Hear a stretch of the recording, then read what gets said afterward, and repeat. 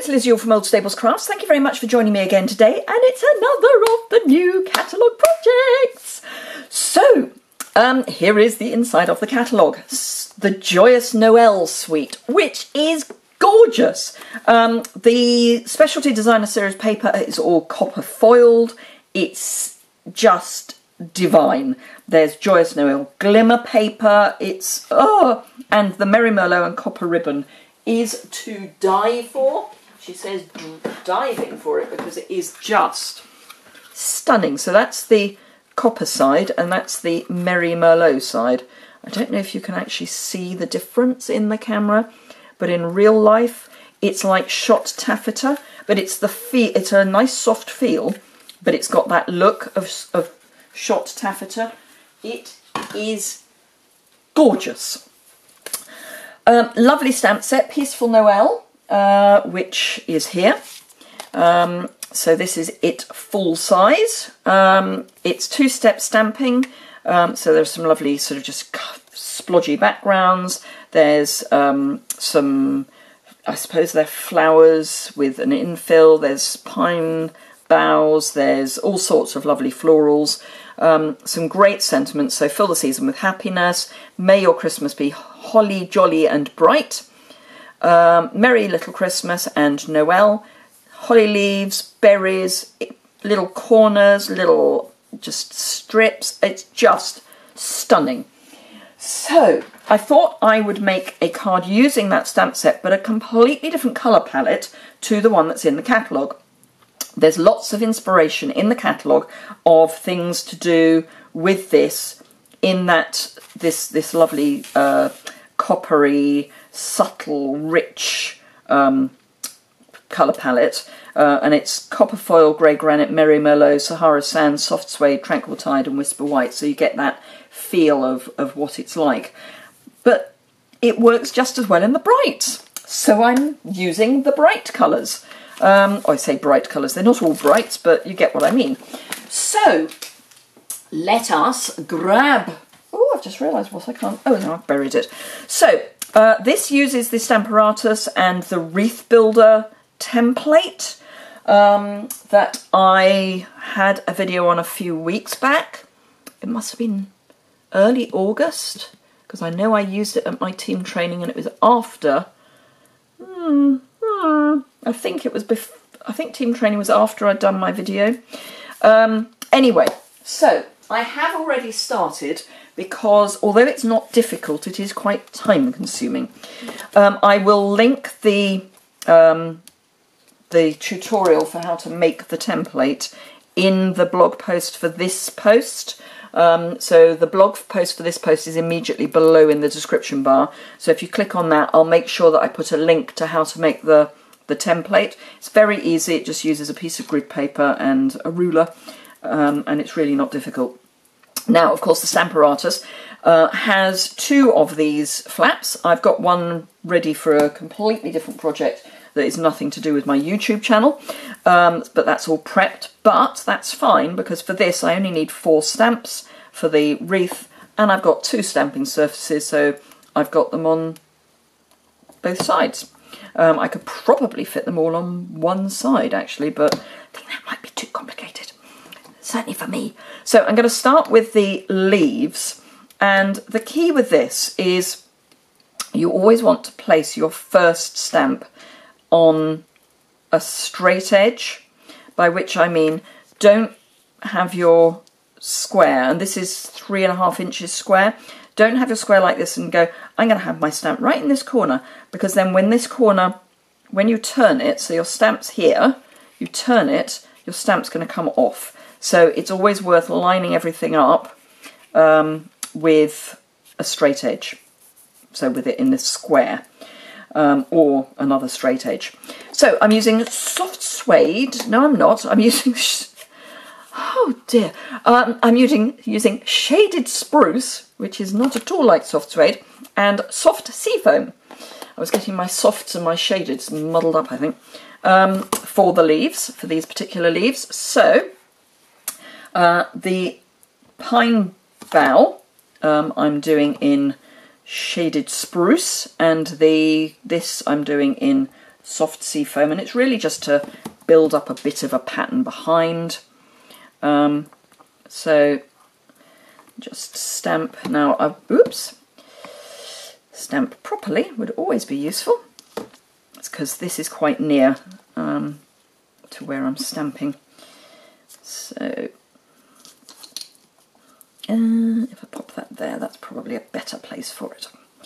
So soft sea foam on the top, shaded spruce on the bottom. So that's all of the shaded spruce done. I do need to do a couple more of the soft sea foam, so I'm just going to take that off for the moment, just so that I don't end up with double stamping, because I might not get my piece back in exactly the same place. So just in case, we'll remove the margin of error. And then just one more, I think. Yeah.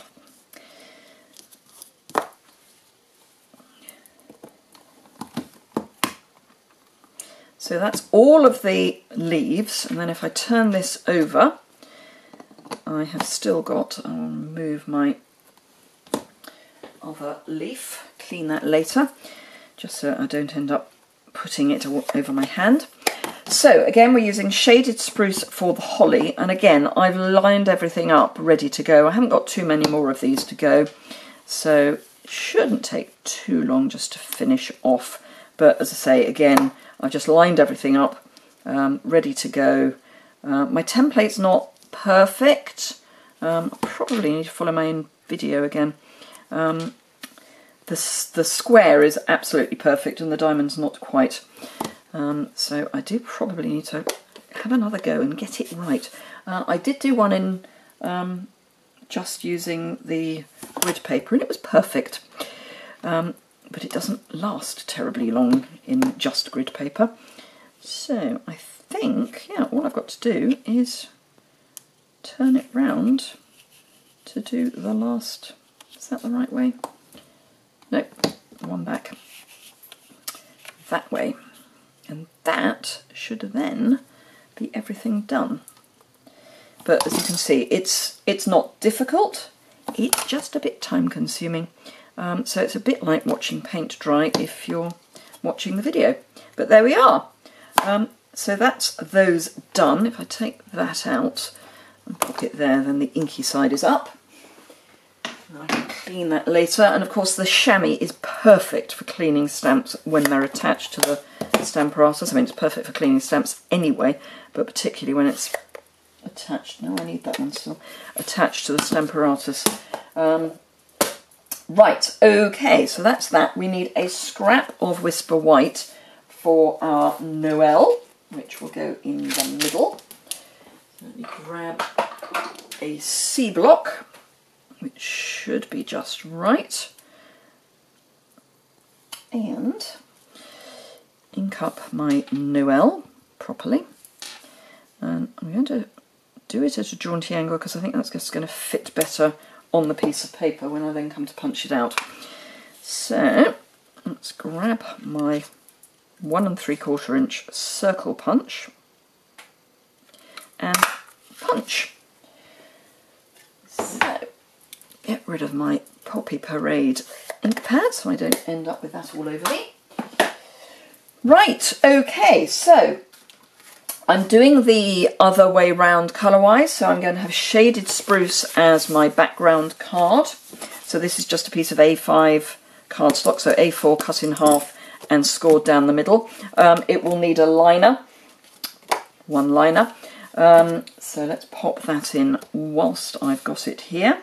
The measurements, as ever, will be on my blog post. So you can pop over there to find those, but this is my standard 5 5/8 by 3 7/8. So nothing unusual. The only thing that's unusual is the ink that's all over my hands. Okay.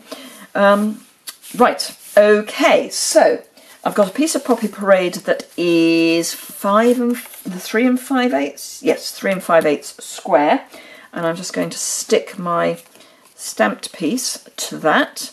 I'm not going to put a huge amount of glue on, as ever. You don't need much. Just a reasonable cover is all you need. And then just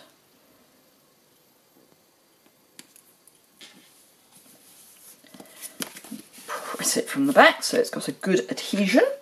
Right, okay, so this is actually from the annual catalogue, but it's the Poppy Parade mini striped ribbon, which is Poppy Parade, and it's mini and it's striped, so what's not to like? So perfect with this particular colour scheme.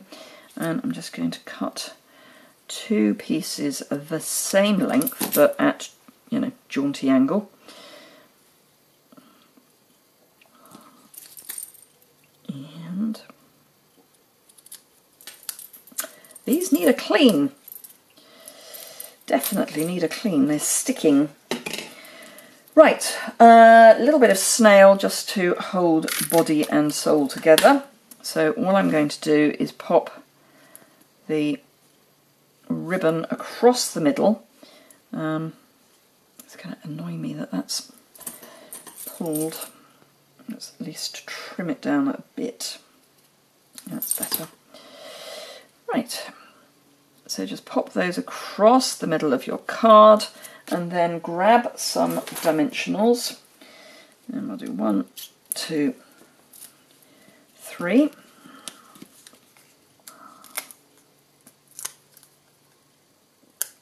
And just pop that in the centre. And I'm having it so the word is straight. So I know I stamped it at a jaunty angle, but and then it's just with the holly berries just sticking out. So it's, you know, it's almost like it's planned. Right, red rhinestones. Yay! We've got little red rhinestones. These are in the annual catalogue. So let me just grab my take a pick, which is for some reason the other side of my room. My take a pick. It's because I've just filmed another video and I put it in the box with all the goodies from that video. Right, so as you know, I like 3s or other odd numbers. I'm not particularly 3 orientated, but 3 is probably my favourite odd number for embellishments. Then all we need to do is add some more multi-purpose liquid adhesive, and then we're done.